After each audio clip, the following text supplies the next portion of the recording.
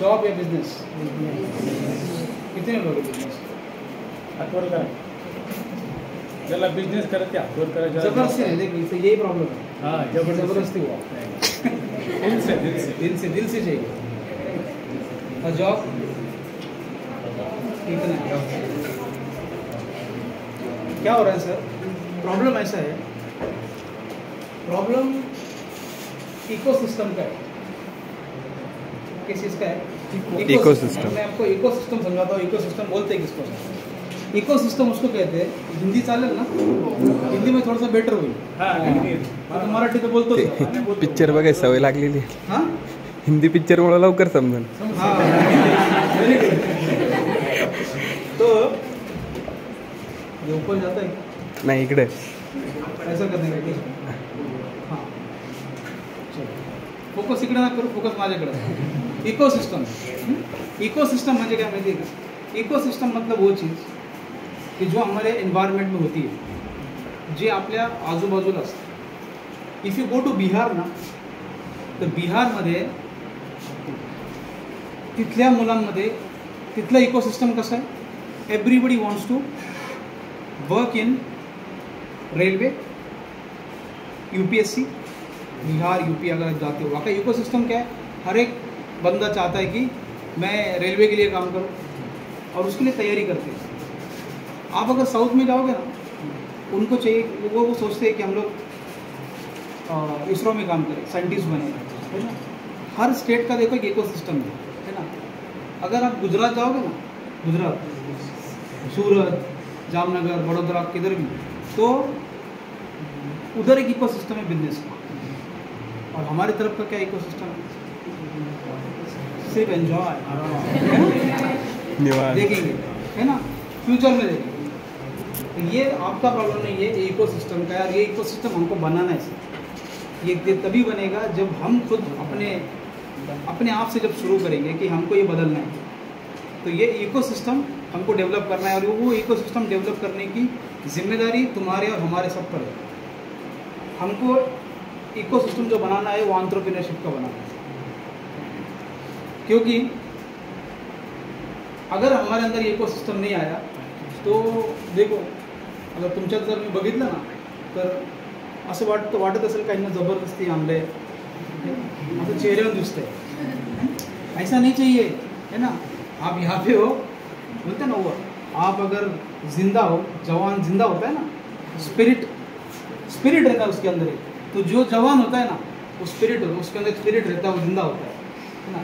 इसलिए कहते हैं कि वसूलों पे अगर आँच आए तो टकराना ज़रूरी है. वसूलों पे अगर आँच आए तो टकराना ज़रूरी है. अगर जिंदा हो तो जिंदा नज़र आना भी ज़रूरी है. वाह, है ना. बात सुनो आप हम अगर जवान हैं, हम अगर, है ना, हमारे अंदर वो युवा है, यूथ है हम लोग, तो हम लोग कैसे चाहिए अभी? Full of spirit. जब हम जिंदा है ना, और जवान जिंदा होता है, वो हर चीज़ के लिए तैयार होता है.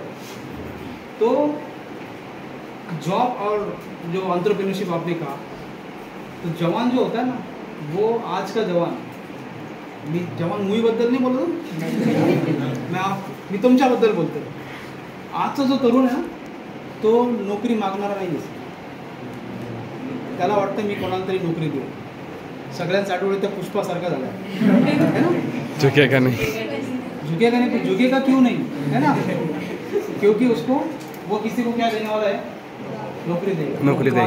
देखो, मैं ये नहीं बोल रहा हूँ कि नौकरी करना गलत है, जॉब करना चुकीचं है, मैं ये म्हणत नहीं है. लेकिन आपको अगर कुछ उससे भी बेहतर करना है, बड़ा करना है, तो आपको क्या करना पड़ेगा? बिजनेस और एंटरप्रेन्योरशिप में एंट्री करना पड़ेगा. क्योंकि यही वो चीज़ है कि जो सोसाइटी को कुछ दे सकती है, और हम और फ्यूचर के लिए एक मॉडल करके औरों के लिए कुछ मॉडल खड़ा कर सकते हैं. ठीक है. तो ये जो स्पिरिट है, इसको आप क्या कीजिए, इसको एंड तक, अभी तो 1 घंटा तो तैयार रखिए, उसके बाद में आपको रखना है ना. तो इसी एम को लेकर कुछ महिलाओं ने बिजनेस शुरू किया 1959 के अंदर. 1959 के अंदर 7 सिस्टर्स हैं, म्हणजे एक्चुअली दे रियल सिस्टर नहीं थे, लेकिन 7 वुमेन कहेंगे हमको। इन्होंने एक बिजनेस शुरू किया 1959 के अंदर, 80 रुपये से शुरू किया था। कितना? 80 रुपये से बिजनेस शुरू किया था। वो बिजनेस का आज का वैल्यूएशन है लास्ट 2 ईयर का 1600 करोड़। 7 वुमेन। कुछ हिंट काही अंदाज येतो? एक्झॅक्टली मॅडमचा अभ्यास जास्त आहे ना। लिज्जत पापड ऐकलंय? महिला गृहोद्योग, 7 महिला होत्या, त्यांनी तो बिझनेस सुरू केला, 80 रुपयापासून सुरू केला होता। आणि त्यांचं इंटेन्शन काय होतं, आम्ही महिलांना काय करणार, महिलांना एंटरप्रेन्योरशिपमध्ये त्यांना उद्योजक बनवून त्यांना स्वतःच्या पायावर काय करणार, उभ्या करणार है ना। 80 रुपयापासून सुरू केलं होतं। पापड़ बनाना बहुत छोटा बिजनेस लगता है ना, उस टाइम भले ही छोटा था, लेकिन आज क्या हुआ, बड़ा एम्पायर खड़ा हुआ है। तो छोटी जो चीज़ रहते ना, अरे ये होता है, हमको क्या, आपल्याला सगळ्याला काय वाटतं माहिती आहे का, आपण डिग्री घेऊ आणि मोठ्या पोझिशनला, छोटी चीज़ ना हम हमेशा ये प्रॉब्लम है, शुरुआत कहीं से करना पड़ेगा। हमें नज़र आता है कि वो एम्पायर इतना बड़ा है, ये बड़ा है, हमारे पास क्या क्वालिटी, हम उसके फोकस नहीं करते, छोटे छोटे चीज़ से हमें शुरू करना है। इसलिए एक साइकोलॉजिस्ट है, साइकोलॉजिस्ट ब्रेन टैनो नाम, ब्रेन टैनो, तो उन्होंने क्या किया, एक सर्वे किया था ह्यूमन कॉन्शियसनेस के ऊपर। हाँ, ह्यूमन कॉन्शियसनेस के ऊपर स्टडी हुआ था। ब्रेन टैनो, बराबर नाम, मैं वो नाम रिमाइंड कर रहा था। ब्रेन टैनो का एक साइकोलॉजिस्ट थे, उन्होंने एक सर्वे किया, रिसर्च किया ह्यूमन कॉन्शियसनेस के ऊपर। तो वो जो रिसर्च में क्या कहते हैं पता है क्या, रिसर्च में वो कहते हैं कि जो ह्यूमन नेचर है उसमें ये प्रॉब्लम है कि जो उनके पास है उसको नज़र नहीं आता, जो दूसरों के पास है उसको वो नज़र आता है। ये उनके सर्वे में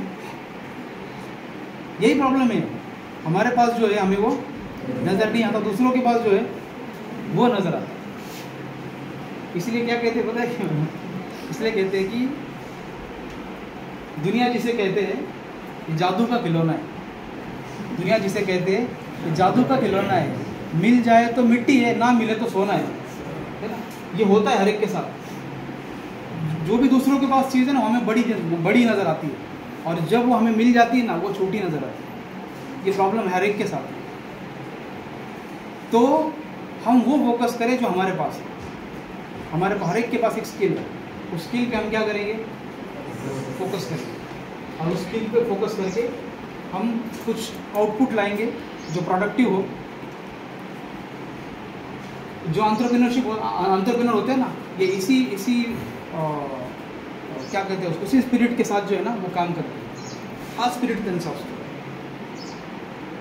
म्हणून जेव्हा तुम्हाला असं वाटेल का आपल्याकडे काही नाही आहे, आपल्याकडं या गोष्टी नाही, आपण कंप्लेंट करतो ना, हे नाही आहे, ते नाही, मला असं भेटलं असतं तर चांगलं झालं असतं।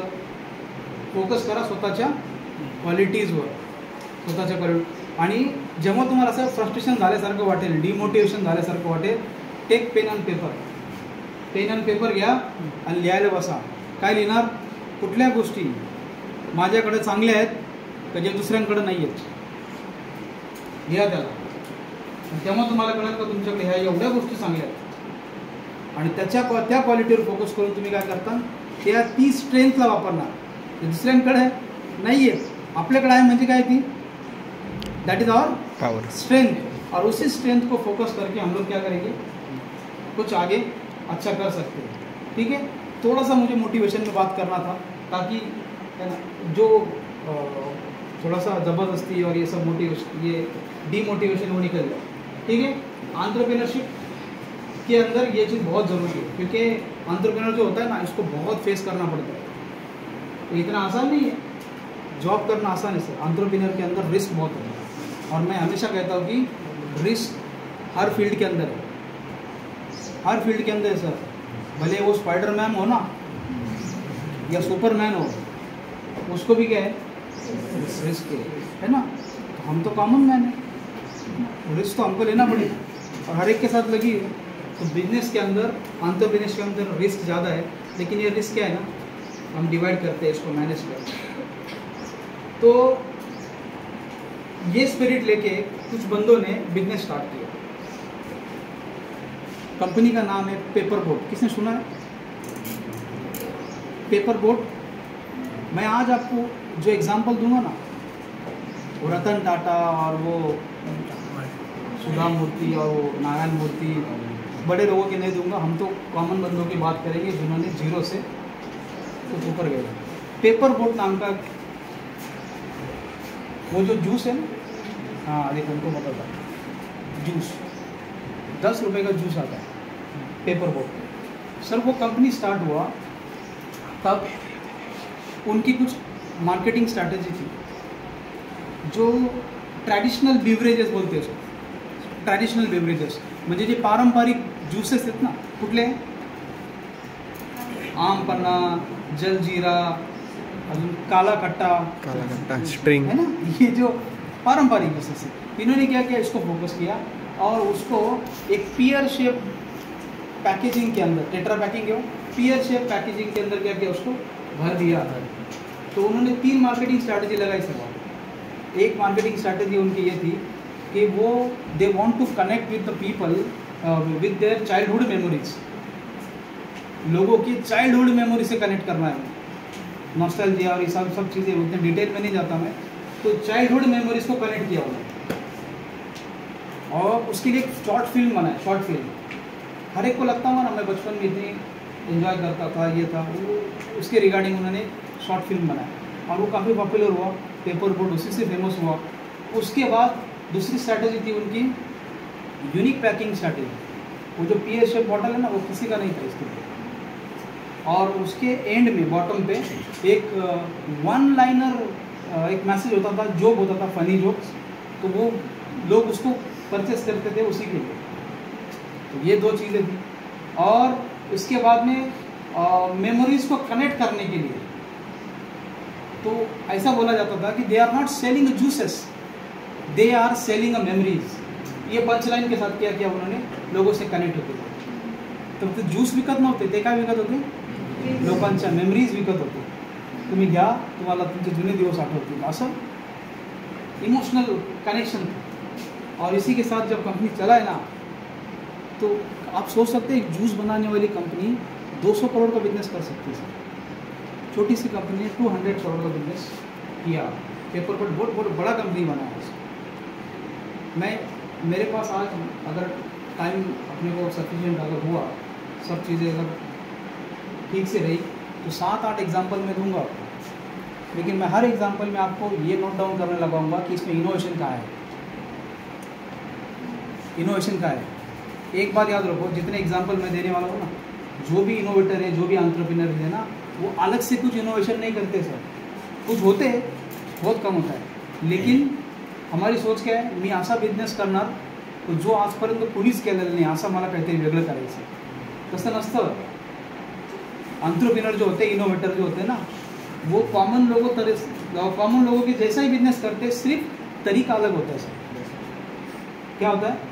तरीका, पद्धत ही काय असते, फक्त वेगळी असते आणि ती पद्धतच कधी कधी इनोव्हेशन होऊन जातं। त्याच्यामुळे एवढं याला बाऊ करून घेण्याचा अर्थ नाही। याला काय करा, थोडंसं पॉझिटिव्ह वेनी घ्या। आणि मी जे स्टोरी सांगणार आहे ना, प्रत्येकामध्ये मला तुमच्याकडून तो पॉईंट लागणार आहे का प्रत्येकामध्ये इनोव्हेशन काय होतं। ठीक है, पेपर बोट झालं। दूसरी स्टोरी है, हाँ आपने सुना है कभी कि लड्डू बेच के भी आदमी लाखों कमा सकता है। लड्डू लाडू, एक हस्बैंड वाइफ है, उन्होंने मैडम बिजनेस शुरू किया और वो तो होटल है, उसने शुरू किया था। ये इतने कॉमन मैन है, ये 2 इन्होंने सोचा। अब देखो प्रॉब्लम देखो क्या है, वो हस्बैंड था ना, उसको लाडू खाने का, लड्डू खाने का जो है ना, काफ़ी शौक था, लेकिन उसको शुगर थी। और वो चाहता था कि यार मेरे जैसे और कई करोड़ों लोग होंगे जिनको इच्छा है लड्डू खाने की, लेकिन शुगर है, तो मैं शुगर फ्री लाडू बनाऊंगा, शुगर फ्री लड्डू। और उसने क्या किया, जैगरी और मिलेट्स को मिक्स करके, कुछ इंग्रेडिएंट्स मिक्स करके उसने लड्डू बनाया सर। और उसमें जो मार्केटिंग स्ट्रैटेजी बोलते हैं ना, उसको पैकेजिंग पे बहुत फोकस हो रहा है सर। पैकेजिंग, डिजिटल मार्केटिंग, इसको मिक्स करके लड्डू बनाए। कुछ कॉमन लोगों के लिए बनाए, कुछ प्रीमियम कैटेगरी में बनाए। कुछ लड्डू तो ऐसे उसके कि एक बॉक्स में से 3 लड्डू आते हैं, तो जो कितना महंगा होगा। तो फर्स्ट ईयर ही जैसे उसने सेल किया ना, फर्स्ट ईयर 55 लाख रुपये का बिजनेस किया था उसने, सिर्फ लड्डू बना के। देखो इसमें 2 चीज़ें आई, एक इनोवेशन भी आया और आइडेंटिटी प्रॉब्लम भी आया। प्रॉब्लम ये देखो, इनोवेशन के लिए पहले प्रॉब्लम मिलता है, समझ में आ रहा है क्या आपको, और उसमें इनोवेशन भी होता है। इसके साथ साथ एक कंपनी का नाम है कंट्री डिलाइट। क्या नाम है? Country delight. अब कंट्री डिलाइट में क्या हुआ, 2 IIM ग्रेजुएट्स थे। IIM पता है आपको? Indian institute of management, MBA के ये सबसे टॉप इंस्टीट्यूट है। वहाँ से ये पास आउट हुए। ये 2 बंदों को ऐसा लगा यार हम कुछ तो भी करते हैं, जॉब नहीं कर, हमको करना नहीं है, हमको बिजनेस करना है। तो इन्होंने सर्वे किया क्या किया जाए। तो इनको पता चला कि यार हम दूध में कुछ कर सकते हैं, दूध बेचने का काम कर सकते हैं। तो सर्वे का देखो, बिजनेस इमीडिएटली स्टार्ट नहीं होता है, you have to identify first idea and then validate it. लोगों से पूछना पड़ता है। तो सर्वे में इनको ऐसा आइडेंटिफाई हुआ कि इंडिया के अंदर बहुत दूध प्रोड्यूस होता है, लेकिन मार्केट में फ्रेश, नेचुरल, अनएडल्टरेटेड ये दूध की कमी है, और ये डिमांड, इसकी काफ़ी डिमांड है। तो ये सर्वे जब उनका फाइनल हुआ ना, तो उन्होंने शुरू किया कि फ्रेश दूध लोगों को विदाउट मिक्सिंग पहुंचाना कम टाइमिंग के अंदर। तो ये इंडिया का सबसे बड़ा ब्रांड बना कि जो फार्म से कस्टमर तक पहुंचता है। इन्होंने 3 लाख से ज़्यादा कस्टमर कनेक्ट किए सर, 3 लाख कस्टमर को इन्होंने कनेक्ट किया। और ये कंपनी का जो टर्नओवर है लास्ट ईयर 321 करोड़ था। देखो 2 IIM ग्रेजुएट्स हैं, इन्होंने क्या आइडेंटिफाई किया कि लोगों को वो मिलता नहीं है, हम उनको देंगे। हर स्टोरी के अंदर आपको एक प्रॉब्लम नज़र आएगा, प्रॉब्लम को आइडेंटिफाई करना पड़ेगा। आप जिसने भी कहा ना हमें बिजनेस करना है, तो बिजनेस करने से पहले आइडेंटिफाई करना पड़ेगा आपको कि मार्केट में क्या प्रॉब्लम है, तभी तो आप उसके ऊपर काम कर सकते हो ना। मनात आलं मी दुकान टाकायचं, त्याला एंटरप्रेन्योर नाही म्हणू शकत आपण, तुम्ही विचार करावा लागेल मार्केटमध्ये फिरून। लक्षात आलं का? तर इथपर्यंत तुम्हाला कळतं? They have appointed as distributors, agents, and they tie up with the farmers, district farmers. So then how could it will be fresh milk? Yes, I'll tell you now. जिथं ज्यांना दूध पाहिजे, ज्या कस्टमरला, त्यांच्या जवळच फक्त काय करायचे, वेंडरला कनेक्ट करायचं। लक्षात नाही येत तुम्हाला? अरे सोनेमध्ये जर समजा दूध पाहिजे तर इथल्या जवळचेच काय करणार, शेतकऱ्यांना भेटणार, तिथून भेटणार। लक्षात आलं? नगरमध्ये जर दूध सप्लाय करायचं तर काय करणार, इथून नाही सप्लाय करायचा, तिथल्या शेतकऱ्यांना काय करायचं, कनेक्ट करायचं। एका ठिकाणून कधीच घ्यायचं नाही, तेव्हाच काय होतं, ते फ्रेश नॅचरल दूध त्यांच्यापर्यंत पोहोचतं, हायजेनिक दूध पोहोचतं। लक्षात आलं का? ही पद्धत असते। म्हणून आपल्याला सप्लायर आधी शोधावं लागतं, कोण सप्लाय करणार आहे, जिथं आपलं ट्रान्सपोर्टेशन काय होईल, वाचेल। ठीक आहे? हां, इथपर्यंत तुम्हाला कळलं आहे? थोडंसं एंटरप्रेन्योर बघू। तर म्हणतात एंटरप्रेन्योर, याला थोडंसं डेफिनेशन टर्ममध्ये बघूया आपण। एंटरप्रेन्योर म्हणजे कोण? हे बघा 3 पॉईंट्स असतात, entrepreneurship and enterprise. Entrepreneur means the person who start a business, जो काय करतो, बिझनेस स्टार्ट करतो, तो कोण आहे, एंटरप्रेन्योर। एंटरप्रेन्योरशिप कशाला म्हणतात? प्रोसेस ही त्याने विचार केला, आयडेंटिफिकेशन ऑफ अ प्रॉब्लेम, तिथून फंड्स कलेक्शन, सगळं एंडपर्यंत मार्केटिंग करायची, सगळी जी प्रोसेस आहे ही सगळी कशात येणार, एंटरप्रेन्योरशिपमध्ये येणार। आणि एंटरप्राइज म्हणजे काय, जो बिझनेस सुरू झाला त्या बिझनेसला आपण काय म्हणतो, एंटरप्राइज। म्हणजे कन्क्लूड करू शकतो आपण, entrepreneur is the person who undertake the process of entrepreneurship to set up an enterprise. लक्षात आलं? म्हणजे एंटरप्रेन्योरशिप आणि एंटरप्राइज तिघांमधला फरक तुम्हाला इथं लक्षात आला? चल काय करायची एंटरप्रेन्योरशिप? एक तर आपण डिस्कस केलं थोडंसं आधी, याच्यामध्ये काय आहे, हाय नीड ऑफ इंडिपेंडन्स आहे. जॉबमध्ये तेवढा इंडिपेंडन्स आहे का? नाही. हाय नीड ऑफ इंडिपेंडन्स. तुमच्या ड्रीम्स असतील त्या फुलफिल करण्याकरता. त्यानंतर कारण त्याचं हाय फायनान्शियल रिवॉर्ड्स आहे बरं का. एंटरप्रेन्योरशिपमध्ये काय होतं, फायनान्शियल रिवॉर्ड्स, कारण लिमिटेशन नाही ना, जितकं अर्निंग आहे ना, अर्निंगला ते लिमिट नसतं. Opportunity to deal with aspect of business. जब आप एक बिजनेस करते हो ना, उस बिजनेस को कनेक्शन में दूसरा बिजनेस भी शुरू होता है. जेव्हा बिजनेस करत जाता ना सर, ते बिजनेस करता करता तुम्हाला अजून दुसरे आयडिया सुचतात आणि एक बिझनेस काय करतो, अजून दुसरे प्रॉडक्ट्स काय करत जातो.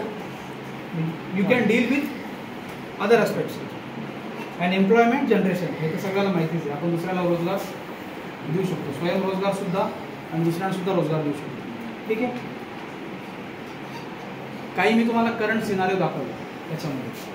तर एंटरप्रेन्योरशिप आपण ऐकत नाही आहे म्हणून तर आपला इकोसिस्टम तेवढा डेव्हलप झालेला नाही आहे. पण मार्केटमध्ये जर ऑल इंडियामध्ये जर तुम्ही बघताल ना, तर एंटरप्रेन्योरशिप किती फोकस केला जातो. बघा, एक सर्वे केला होता ICDC, तर त्यामध्ये 15 सिटीजचा स्टडी केला आहे. एवढ्या विद्यार्थ्यांचा स्टडी केला आणि काय क्वेश्चन्स होते, would you like to be an entrepreneur any time in life. तसं मी तुम्हाला विचारलं, तुम्ही जॉब करणार का बिझनेस करणार. तर त्यांनी काय विचारलं, आयुष्यात कधी तुम्ही बिझनेस करणार, एंटरप्रेन्योरशिप करणार का. येस किती आले. दुसरा question, preferred occupation immediately after education. तुम्ही काय प्रेफर करता ना आफ्टर एज्युकेशन. तर बघा, लार्ज कंपनी, मुलं म्हणतात ना आम्हाला या कंपनीचा CEO व्हायचं आहे, असं व्हायचं आहे, कुणी मग छोटंसं स्टार्ट करेल. प्रत्येकाचे बिझनेस वेगवेगळे, म्हणजे एम्स वेगवेगळे, पण जास्त फोकस कशावर आहे, बिझनेसेसवर. नंतर हे काही टेस्टिमोनियल्स आहे, हे आत्ताचे बघ ऑक्टोबर महिन्यात तुम्ही सर्च केलं, मागचे नाही बघितले असतात. जर तुम्ही business standards, Indian express, newspaper ज्यावेळेस बघताल ना, प्रत्येक ठिकाणी तुम्हाला भेटलो याच्यावर भरपूर आर्टिकल भेटतील. कारण आजकाल हा ट्रेंड आहे मार्केटचा. हा मार्केटचा काय ट्रेंड आहे, ट्रेंड. तसा एक ट्रेंड असतो ना आपल्याकडं, एखाद्या मूवीचा ट्रेंड असेल, एखादी फॅशनचा ट्रेंड असेल, तर एंटरप्रेन्योरचं काय आहे, ट्रेंड आहे. चेंज झालंय सर त्यात. चेंज झालं ना, हो. चालेल, मग चेंजवर जायचं होतं. आउटलुक मॅगझिनवर जातात, एंटरप्रेन्योर मॅगझिन आहे. त्यानंतर हा एक न्यूजपेपर आहे द हिंदू आहे ना, इंडियाचा सगळ्यात मोठा न्यूजपेपर.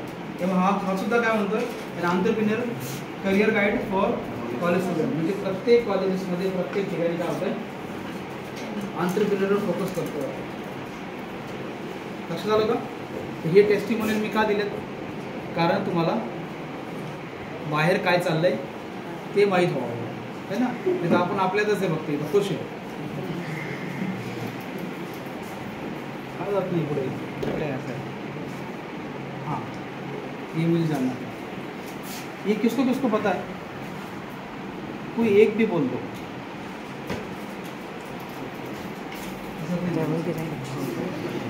हो सर, ती माझ्या वर्गात होती.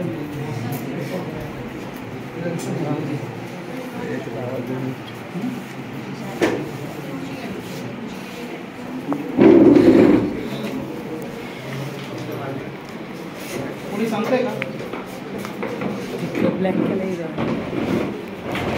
अरे ते दिसत नाही ना मग. माहिती आहे. या ना. हां, त्याच्या हातात काय होईल, पेपर बोर्ड. आत्ता बोललो ना पेपर बोर्ड. हा पेपर बोर्ड. बाकीचे हे पापडवाले का. काय नाव आहे, इन्फ्लुएन्सर आहे. बरं, अजून आपण नावाने सांगू शकतो. हो सर, हे पापडवाले का. नाही हो सर, हे पापडवाले आहेत का. नाही, पापड पण नाही. इनको पाहिजे ना तेव्हा.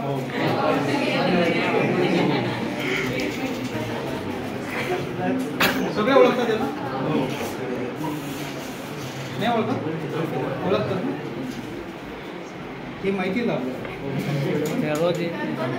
त्याच्यात करिअर आहे, करणार आहे कोणी तर माहिती करून घेणं चांगली गोष्ट आहे. आता बघ, तुमच्या नॉलेज करता बायजूसचे फाउंडर येते रवींद्र फ्रेश ग्लो कंपनीचे कविता शुक्ला, फराद ॲसिडवाला, ते नीरज कक्कर, ते तुझे इन्फ्लुएन्सर दिव्या टंडन, तिलक मेहता, भावेश अग्रवाल हा ओलाचे ओनर आहे, सुमित शाह, बात देखो यहाँ पे सगळ्यांचं एक्झाम्पल घेत नाही, प्रत्येकावर बोलावं लागेल, अजून थोडंसं बाकी आहे. मी याच्यावर बोललो, तिलक मेहतावर बोललो आपण. किती एज होतं ज्यावेळेस कंपनी स्टार्ट केली माहिती? 16 वर्ष. कंपनी कशी स्टार्ट झाली? आपल्या मामाकडं शिकायला होतं, स्टडी करायचं मामा मुंबई के अंदर. मामाकडे गेलं सुट्टीला आणि तिथं स्टडी भी केली. जब घर पे आए ना, छुट्टियाँ ख़त्म हुई, घर पे आए और एग्ज़ाम थी कल, मॉर्निंग में एग्ज़ाम है, और इस तिलक मेहता को रियलाइज़ हुआ कि जो एग्ज़ाम कल है उसका बुक मैं उधर ही भूल गया मामा के लिए. तो अभी इन्होंने काफ़ी एजेंसी से बात किया, कुरियर वालों से बात किया कि मुझे कोई अभी ला के देगा. तो ऐसा कोई सिस्टम ही नहीं है. मुंबई मतलब क्या सोने नगर थोड़ी है. तो बहुत सर्च करने के बाद पता चला कि ये पॉसिबल ही नहीं है. एटलीस्ट इसको 24 आवर्स तो लगेगा, क्योंकि रजिस्टर करना पड़ेगा, फिर वो बंदा जाएगा. तो ऐसी कोई प्रोसेस इवनिंग के अंदर नहीं थी. तो ये बंदे ने क्या किया, एक कंपनी इस्टेब्लिश किया. क्या नाम था उसका? पेपर एंड पार्सल नाम का कंपनी शुरू किया.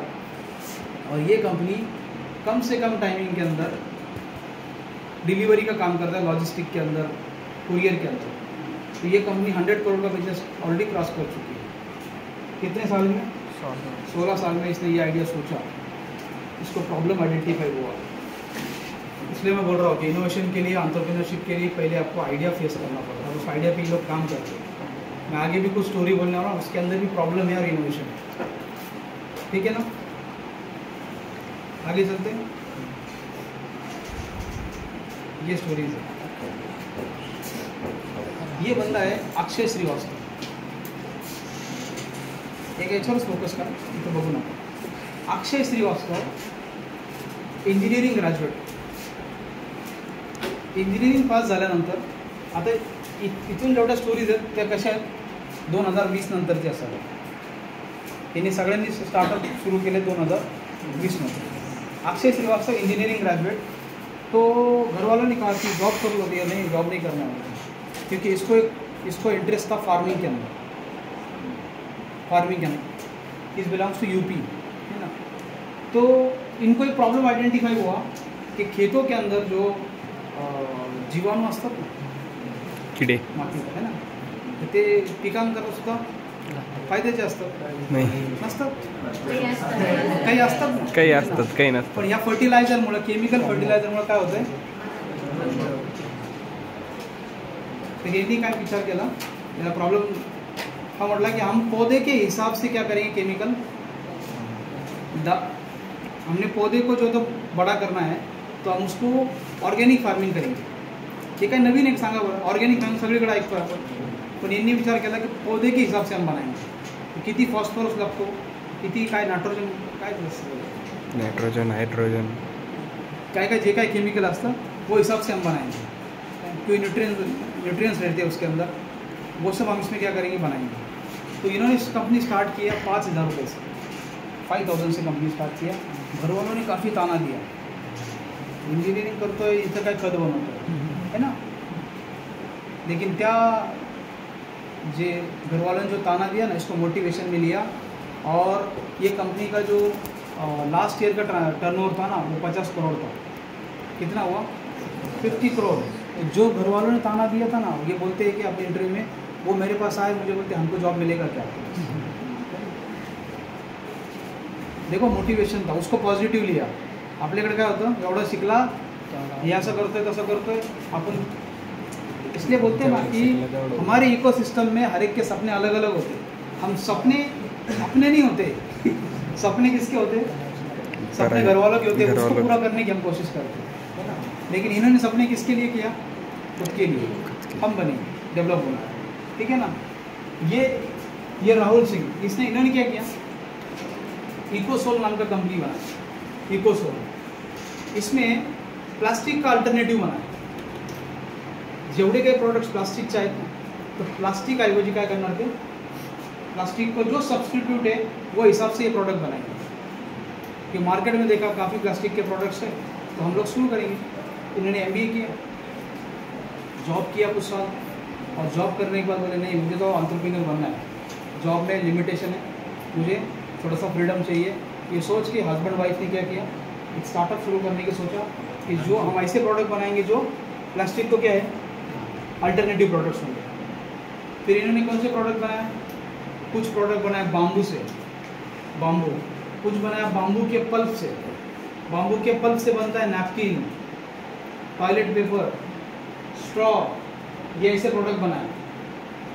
उसके बाद में प्लेट्स बनती है, प्लेट्स कैसे बनती है, शुगर केन असतं, शुगर केन ऊसाचा असतो बगॅस, बगॅस माहिती आहे ना, तर बगॅसमधून बगॅसला यूज करून काय केलं, प्लेट्स बनवले।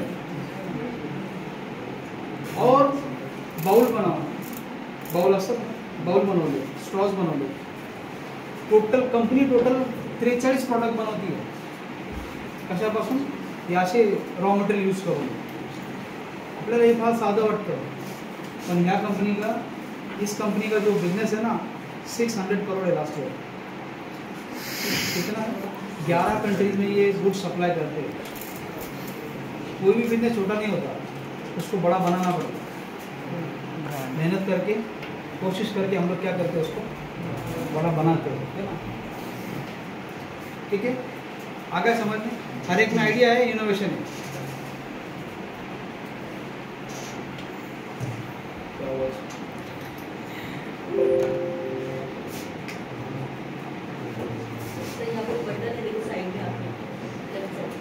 इसको लो, आ गया बंद तो हो रहा है, इसको भी हो रहा है हाँ, थोड़ा रहा 10-15 मिनट में हो जाएगा।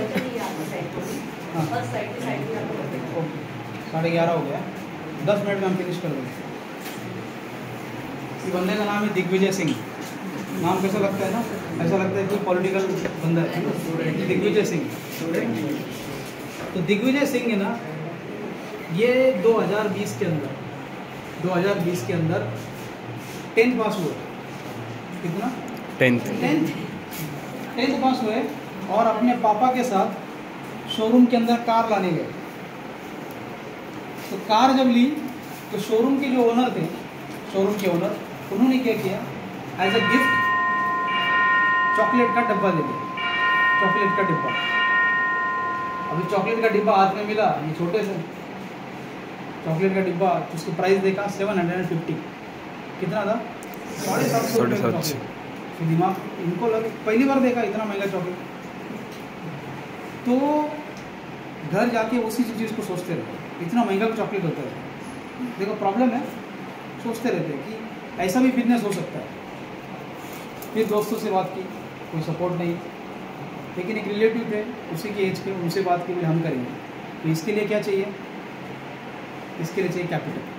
तो कॉल सेंटर में काम किया, उधर से आए 20,000। कितना, 20,000 का लगा। अभी घर वालों ने कहा नहीं बिजनेस नहीं, तुम पहले पढ़ाई पूरी करो। तो इन्होंने क्या किया, 20,000 लिया और शुरू किया। बनाया नहीं, ऑर्डर लिया सामने से, और किसी से आउटसोर्स करके लिया। नहीं समझ, आउटसोर्स कर। ऐसे करते करते इनको पहली बड़ी, सबसे बड़ी ऑर्डर मिली 1,25,000, 1.25 लाख की ऑर्डर मिली। तो होप्स आए कि यार ये बिजनेस बड़ा कर सकते हैं। तो प्रोडक्शन पे ध्यान दिया, प्रोडक्शन पे। तो 20,000 से शुरू किया था। ये 22-23 में ये 12th पास हुए, और इनका कंपनी का वैल्यूएशन हुआ, टर्नओवर 1 करोड़ रुपये। जिस उम्र में चॉकलेट खाते हैं ना, उस उम्र में चॉकलेट बेचने का सोचा है बंदे ने। सिर्फ क्या हुआ, आइडिया आया, और उस आइडिया पे क्या किया, फोकस। और किसको बेचते हैं ये, लोकल वेंडर को नहीं बेचने का, किसको बेचने का, बड़े जगह पे जहाँ पे चॉकलेट्स क्या होगी है प्रीमियम कॅटेगरी, अरे इसके लिए मार्केटिंग का थोडासा नॉलेज लेना पडेल. मार्केटिंगमध्ये सेगमेंट्स असतात. यांनी कोणत्या सेगमेंटवर फोकस केलं? Premium segments. प्रीमियम सेगमेंट में करता है.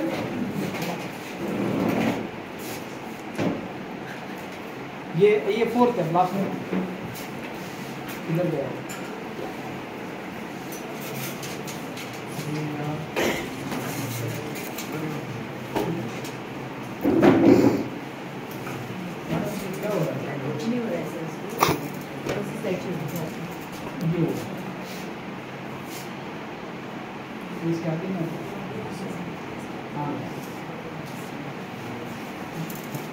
मैं सब फील्ड के अंदर ले रहा हूँ, चॉकलेट्स में भी ले रहा हूँ, एग्री में भी ले रहा हूँ, स्वीट्स में भी लिया. समझ आ रहा है कि 8 स्टोरीज हो रहा है आपको. अभी ये स्टोरीज क्या की है? परफ्यूम. ये बंदा 5वीं फेल. हाँ, इस फ्रॉम गुजरात. 5वीं फेल सर, क्योंकि इसको प्रॉब्लम था अस्थमा. तो और घर पे फैमिली सिचुएशन, फैमिली प्रॉब्लम बहुत सारे, फाइनेंशियली पढ़ नहीं सकते. इनके पिताजी ये क्या कर रहे हैं? किसी दुकान में इतर बेच रहे. इतर समझता है? अब तक इतर बेचने का काम कर रहे. तो उसी एक्सपीरियंस को इन्होंने क्या किया, लिया और बोले हम लोग ऐसा इत्र बनाएंगे, लग्जरियस परफ्यूम बेचेंगे बना के. छोटा बेचना ही नहीं है, कैसा करना है इसको? बड़ा, लग्जरियस, महंगा करके बेचेंगे इसको और उसमें कुछ काम करेंगे. लग्जरियस परफ्यूम बेचा. तो इसके लिए कुछ हेल्प ली. करते करते 1-2 लाख से कुछ बिजनेस शुरू किया. अभी इसका बिजनेस, इनका बिजनेस जो शुरू हुआ ना 25 करोड़ का लास्ट ईयर, ये मार्च में 25 करोड़. क्या करते सिर्फ ये परफ्यूम को बना के बेचते. और ये बोलते कि जितने लोगों ने मुझे ताने दिए, जो हालात मेरे ऊपर थे, जो वो हालातों से हम क्या हुआ, उसको हमने पॉजिटिवली लिया. वो हालात अगर नहीं होते, वो प्रॉब्लम नहीं होते, तो मैं आज आगे नहीं जाता. प्रॉब्लम हमारे अंदर क्या होता है कि हम सब कम्फर्ट झोन के अंदर आहे. काही प्रॉब्लेम नाही, बरं घरी पैसे भेटतात, सगळं काय सेटल आहे. काही बोलायला गेलं तर म्हणतात माझ्या घरी शेती आहे, मी 2 गाय जास्त घेईन आणि काम करेल. हा प्रॉब्लम है. मतलब इको सिस्टम, देखो हमारा प्रॉब्लम वही आ रहा है, इको सिस्टम के. खुद का करने की कुछ चाह हमारे दिलों के अंदर नाही आहे. और ती स्वतःचं काही करायचं हे मी तुमच्यामध्ये काय करतो, आणण्याचा प्रयत्न करतो. स्वतःचं काहीतरी करा. अच्छा, ते झालं इथपर्यंत. आता यांना आयडिया सुटल्या कुठून? मी आधीच बोललो तुम्हाला, बरंच काही झालं. आइडिया किधर से आती है? प्रॉब्लम से. बराबर है, प्रॉब्लम से आती है. अगर आपके सामने प्रॉब्लम ही नहीं आई तो आप एंटरप्रेन्योर नहीं बन सकते, आपका बिजनेस नहीं शुरू हो सकता. ठीक है ना. अभी यहाँ पे किसी ने कल हाइजेनिक पानी पूरी स्टार्ट की या रोडला है ना, तो आपलं दिवेचं विद्यार्थी आहे ऋषिकेश जंगम, ऋषिकेश या रोडला हायजेनिक पाणीपुरी हे साई उडुपी सेंटर शेजारीच. त्याने मला मेसेज केला होता, पण मला जायला वेळ भेटला नाही. तर त्याने काय प्रॉब्लेम बघितला, पाणीपुरी तो सबके आहे, बोले आपण हायजेनिक बेचेंगे. हायजेनिक तर मशिनरी आणली, मशीन आणलं. तुम्ही काय करता, फक्त पाणीपुरीमध्ये त्यांनी पण बटाटे असतात, फक्त ती प्लेट पुढे करायची त्या मशीनसमोर, त्यावेळेस तुम्ही पाणी सेंसर लगाए ना उसको. मतलब क्या कर रहा है, लोगों से कुछ अलग करने की कोशिश कर रहा है. मतलब प्रॉब्लम ढूंढा है पहले. तो प्रॉब्लम क्या है, लोग बाकी पानी पूरी हाइजीनिक नहीं होती है, हम हाइजीनिक करेंगे. मतलब हर जगह पे क्या है, कुछ ना कुछ प्रॉब्लम आइडेंटिफिकेशन चाहिए. ठीक है. जो आइडिया आपके दिमाग में आएगी ना, उसको क्या करना है, फिर क्या करेंगे, उसको वैलिडेट करेंगे. Not all ideas are great. Talk to as many people as possible. जितना हो सके उतना क्या करो, लोगों से बात करो कि ये आइडियाज़ है मेरी, ये प्रॉब्लम है, इस प्रॉब्लम पे हम काम कर सकते हैं. तभी आपको क्या होगा, तभी वो आइडिया काम करेंगी. अदरवाइज आपको लगता है आप शुरू कर सकते हैं, ऐसा नहीं रहता. अब मार्केट में सर्च तो करना पड़ेगा, सर्वे करना पड़ेगा, तभी तो वो आइडिया काम करेगी ना. वो आइडिया फिजिबल है ही नहीं, इकोनॉमिकली फिजिबल. की त्यातून आपण काही पैसे कमवू शकतो का? लक्षात आलं का? वाटेल तशी आयडिया फार मोठी वाटते, पण ती आयडिया इकॉनॉमिकली फिजिबल पाहिजे, सस्टेनेबिलिटी त्याच्यात पाहिजे. ठीक आहे.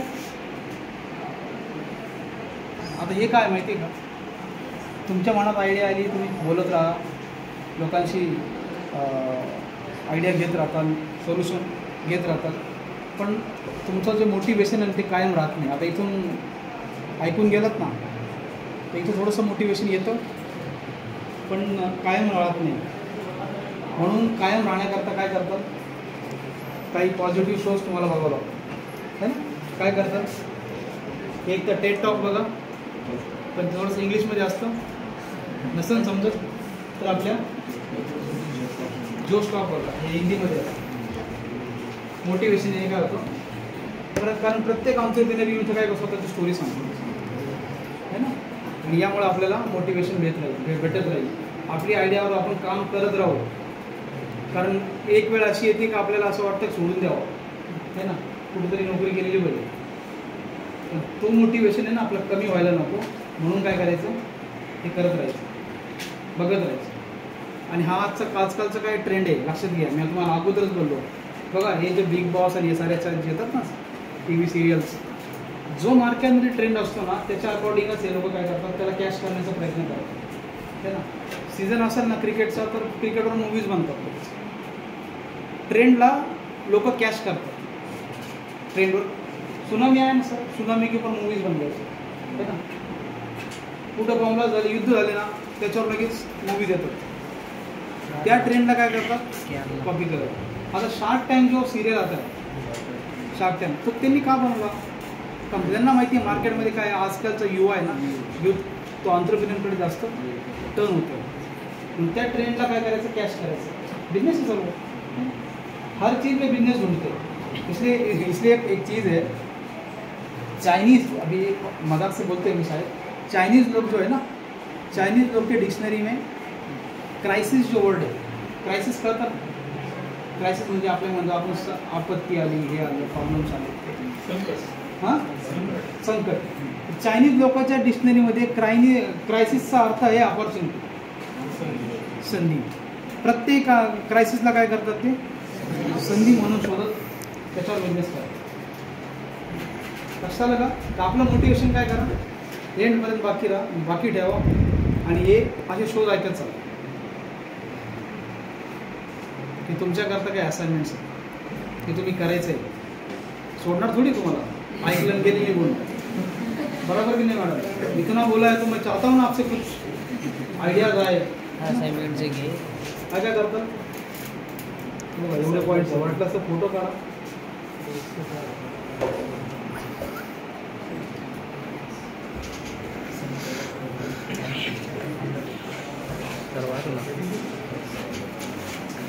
त्याच्यापैकी हा जो चौथा प्रश्न आहे ना, चौथा प्रश्नावरती तुमच्याकडून काहीतरी उत्तर येणं जास्त अपेक्षित आहे बरं. समजून सांगू का? हो. जास्त नाही. व्हॉट आर युअर, तुम्हाला इंटरेस्ट कसे, what are your hobbies, what are your talents, कारण हे सगळं मॅच झालं पाहिजे. List at least 3 possible business startup ideas that would incorporate the work. आपले जे हॉबीज आहेत ना ते तिन्ही त्याच्यात मिक्स होतील, असे 3 पॉसिबल आयडियाज काय करा, लिस्ट डाऊन करा, काय करता येईल. आणि what personal talents and skills are needed to start this business. आणि हा बिझनेस जो तुमच्या मनात आला, तुम्ही 3 बिझनेस तुम्ही नोट डाऊन केले, तर तो बिझनेस सुरू करायला काय काय टॅलेंट लागतं, कुठले कुठले स्किल्स लागतात, त्याला काय करा, नोट डाऊन करा. आणि त्यानंतर व्हॉट काइंड ऑफ ट्रेनिंग आणि एज्युकेशन तुम्हाला त्याच्याकरता पाहिजे, कुठलं कुठलं ट्रेनिंग लागेल, फायनान्शियल लागेल, टेक्निकल लागेल, ते ट्रेनिंग ते बी लिहून घ्या. आणि what would be your duties and response, तुमचं काम काय केलं असेल, तुमची जबाबदारी काय काय असतील, तुम्ही ॲज अ CEO काम करणार आहे, तुम्ही फायनान्शियल एक्झिक्युटिव्ह म्हणून काम करणार आहे. लक्षात आलं का? याला काय करा, लिस्ट डाऊन करा. यामुळं होईल काय, त्याच्यामुळं तुम्हाला, कारण बघा जे सुचतं ना त्याला लगेच काय करा, लिहा. नाहीतर आयडिया काय होती ती निघून जाते. डायरी ठेवा आपल्याकडे, गाडी ठेवली पाहिजे, तेव्हाच तुम्हाला हे एंटरप्रेन्योरशिप या सगळ्या गोष्टी कळतील. नाही तर उद्या एवढा प्रॉब्लेम होता ना, एंटरप्रेन्योरशिप म्हणजे काय हा जरी विचारला ना, स्टार्टअप म्हणजे काय विचारलं ना, लगेच असं हँग झाल्यासारखं होतं, कोणी सांगू शकत नाही. सरळ भाषेत सांगायचं, स्टार्टअप मतलब क्या, एंटरप्रेन्योरशिप मतलब क्या, आइडेंटिफिकेशन ऑफ अ प्रॉब्लम को क्या करना, आइडेंटिफाई करना, और जो प्रॉब्लम आपने आइडेंटिफाई किया है उसको बहुत सिंपल तरीके से सॉल्व करने के लिए आगे काम करना. हो गया आपका स्टार्टअप, लेकिन उसमें बहुत सारी प्रोसेस आती है. ठीक है, तो ये जो कुछ दिया है वो हम चाहते हैं कि आप इसके ऊपर काम करें. आपका जो डेली शेड्यूल है वो करके आपको क्या करना है, इस पर काम करना है. लिखो उसको, प्रत्येकाचं आपण चेक करू, है ना. आमचं काम इथं काय, कॉलेज काय करणार आहे, तुम्हाला मोटिवेशन देत राहणार आहे, तर तुम्ही हे करायला पाहिजे, तुम्ही सगळे सेमिनार अरेंज करू, आम्ही बोलू, पण तुम्ही जर त्याला फॉलोच नाही केलं तर काय होणार आहे, ये सिर्फ बड़बड़ हो जाएगी. 1 घंटे की कहती है बड़बड़. ठोकर खाकर भी ना सुधरे तो उसकी मर्जी, ठोकर खाकर भी ना सुधरे तो उसकी मर्जी, वरना पत्थरों ने तो अपना काम कर दिया है, हमने हमारा काम कर दिया सर, बाकी आपकी मर्जी है ना. तर या स्पिरिटचं काय करा, करत राहा, आणि आय होप तुमच्यातले ते काही एंटरप्रेन्योर बनतील. थँक्यू.